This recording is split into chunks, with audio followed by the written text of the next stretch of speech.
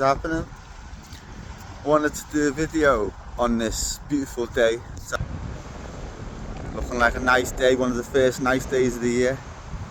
Do a video about non-celiac gluten sensitivity, which is pretty much the cornerstone and the foundation of my own relationship with mental health and nutrition, and was the first thing that I discovered myself by reading a book that had a massive impact on my own illness, and my mental health was vastly improved when I removed gluten from my diet. And now it continues to be the case where if I include it in the diet again, the mental health gets worse, physical conditions, mental conditions increase. And yeah, so I myself am very much gluten sensitive, so I'm not celiac, but I very much react to gluten, and a lot of people have this problem. And like on my Facebook last night, I put a post up just saying what's people's experiences of gluten that are negative and that, and there was loads of replies.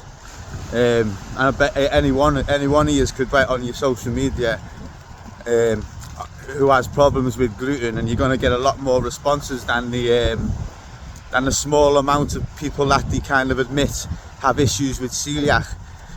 What's happened in the last, I don't know, in the last year or so, the gluten sensitivity has become a lot more acknowledged, and the number that they admit to having it is going up all the time. They used to say it was a really small fraction of a number, but now they've got a vague window, whereas it's as much as like 10%, 15%, but I suspect it's more. Like, I mean, for me, it's a frequency. It's like it's a level of how sensitive you are to it. Like me, I'd say I'm quite high level on the sensitivity to it.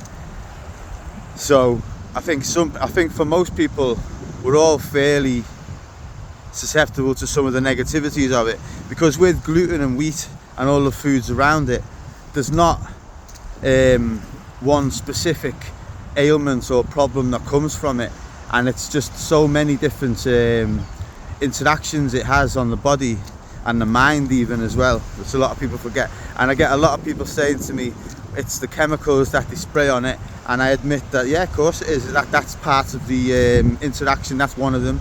And then I've got a lot of people saying that other types of bread are better and things like that. But for me, it's just a negative food, and I don't really understand why a lot of people who eat really clean, healthy diets seem to cling on to this needing bread in their life and wheat, and making excuses like saying, oh, sourdough's low in gluten, or I mean, you can have a little bit of this or a bit, like, I don't know, making excuses for it almost. And I kind of think that for a lot of people, yeah, you can have it every now and again, like treat it like cake, or treat it like a treat food, sure. But I think society is living on these foods, and they're a negative food for all of us on the spectrum. But what I want this video to be about is not that. It's about the non-gluten sensitivity, the non-celiac gluten sensitivity issue. That, let's say, for argument's sake, even if it's as low as 5%, I think it's something like 30% myself. That would be my guess, maybe higher, who have a severe reaction enough to cause an illness or ailments or a negative part of the life. I'd say 30% have a big reaction. Like, I mean, that's conservative guess for me. Like, I'd say maybe even higher. But for argument's sake, let's say if it's even 5%, then it's something that needs to be acknowledged and tested by everyone, especially people with mental health issues. They need to test it, give it a month out your diet, see how you feel.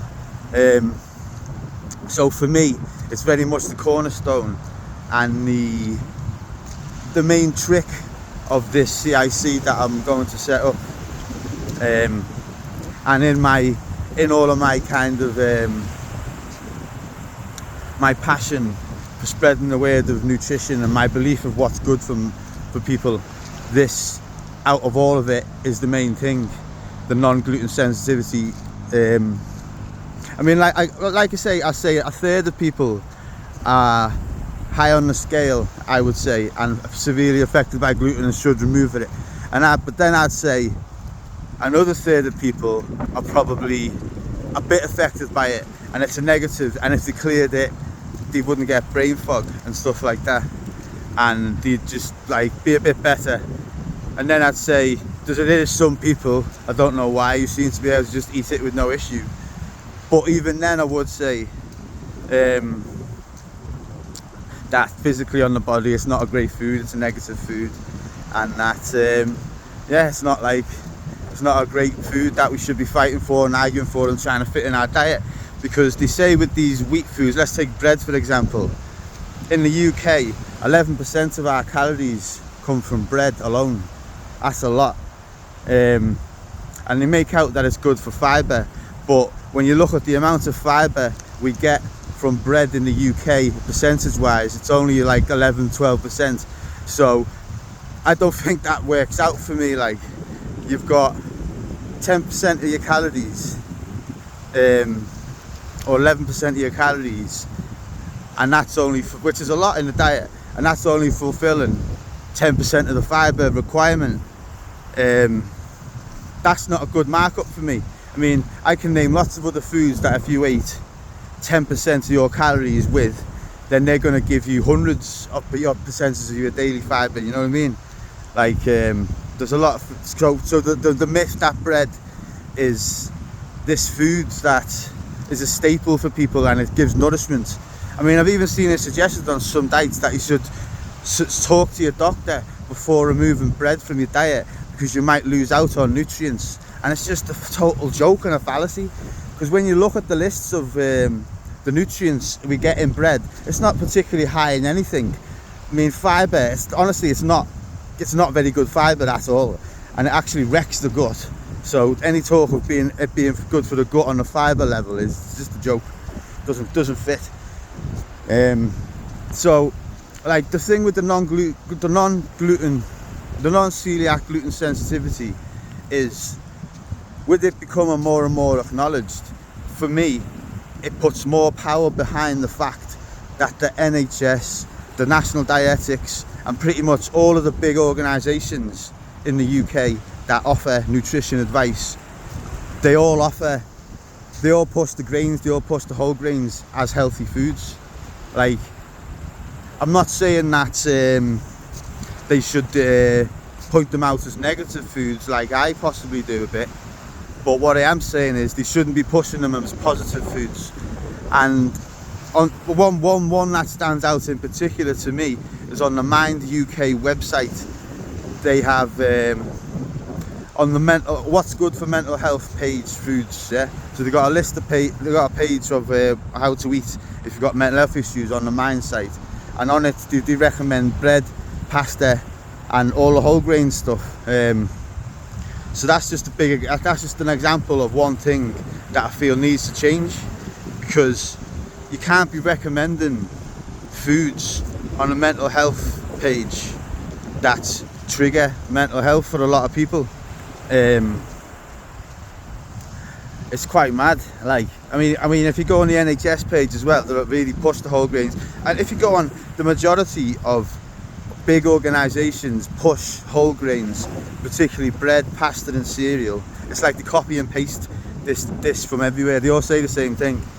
And I'm talking about some of the big organisations like the NHS, the British Dietetics Association, all of them. I haven't found one of them that doesn't stick to the script.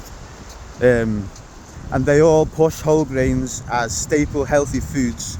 And then I've got my side saying a lot of people are allergic to this stuff and it's making a lot of people very sick, alongside the basic fact that this is just unhealthy food for everyone pretty much. It's not a healthy food, and the benefits are exaggerated massively.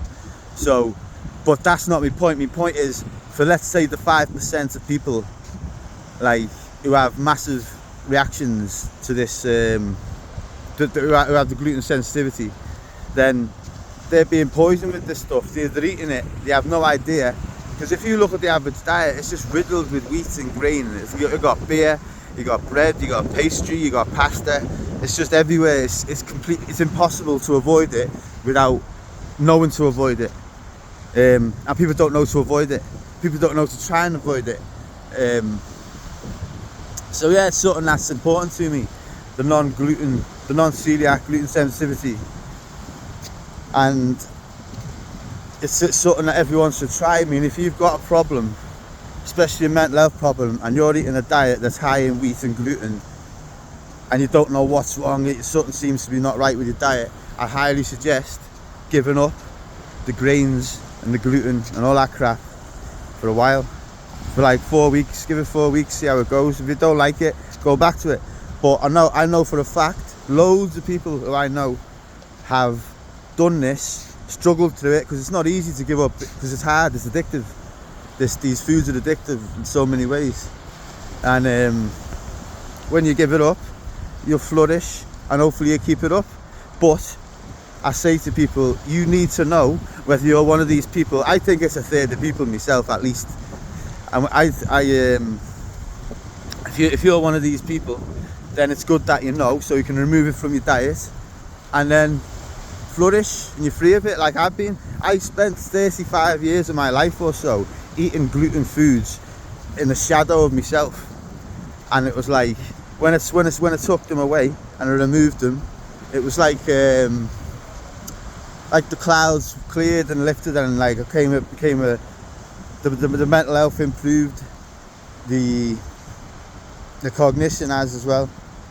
And yeah, I'm a big believer, as someone who is severely gluten sensitive themselves and not celiac, in spreading the word that people need to try this. And yeah, it's one of the big cornerstones of what I'm going to be talking about in the CIC. So yeah, sound. Speak to you in a bit.